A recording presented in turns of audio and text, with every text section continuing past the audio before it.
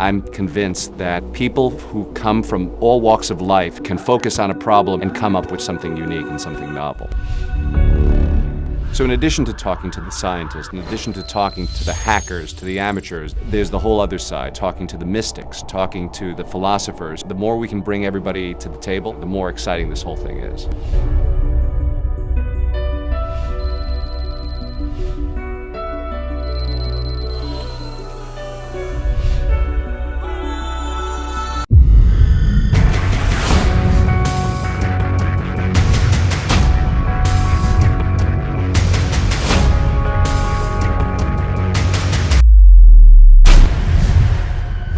Pay close attention,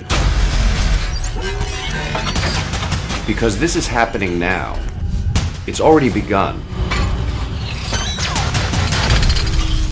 We're pushing forward into the post-human age, where we'll blur the line between flesh and technology, to advance medicine, to live longer, to create the brave new world. I'm Dr. Peter Zahos. I'm a brain surgeon, a man of science and medicine. Sometimes the most interesting stuff is on the fringe. We're now seeing that at the boundaries of science, at the fringe, people are pushing it on their own. It's the impulse to discover, it's the impulse to understand, it's the impulse to develop insights. What I think now is this field of citizen science is that everybody wants to get involved. Over the years, I've been tracking these developments, to watchdog those that would push the limits, to test their theories, and to keep an eye on things.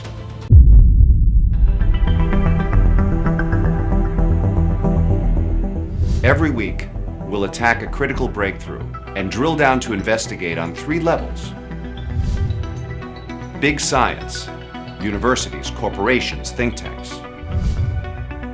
Fringe science, DIY collectives, biohackers, garage labs. And citizen science, that's you and me, engaging with mobile apps and games to put the future in our hands. There's always an aspect of risk with anything that we do. Anything that's worth something, anything in science, life and death issues. The only way to do it is to try.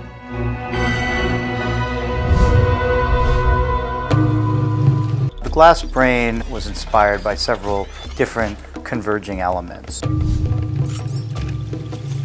A project that I was actually doing with Mickey Hart, the percussionist from the Grateful Dead, called the Rhythm and the Brain Project. And so I thought it would be a fun idea to record Mickey's brain activity and to display it on the structure of his own brain.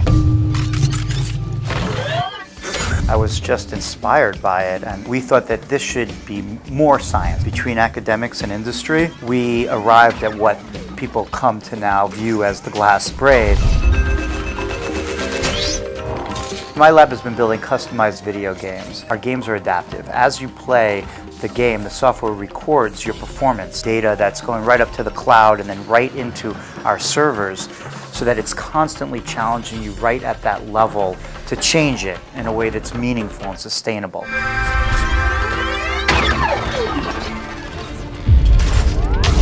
We know that the reality of time and space means that the future is not set.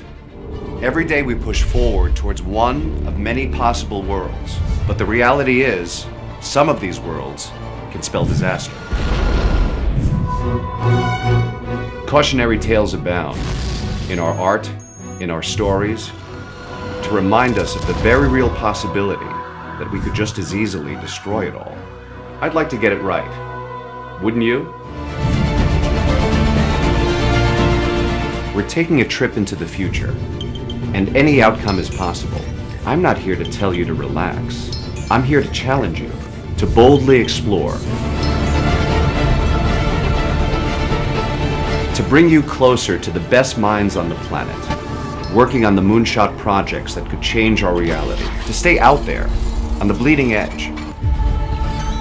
Welcome to a world where we are all citizens of science.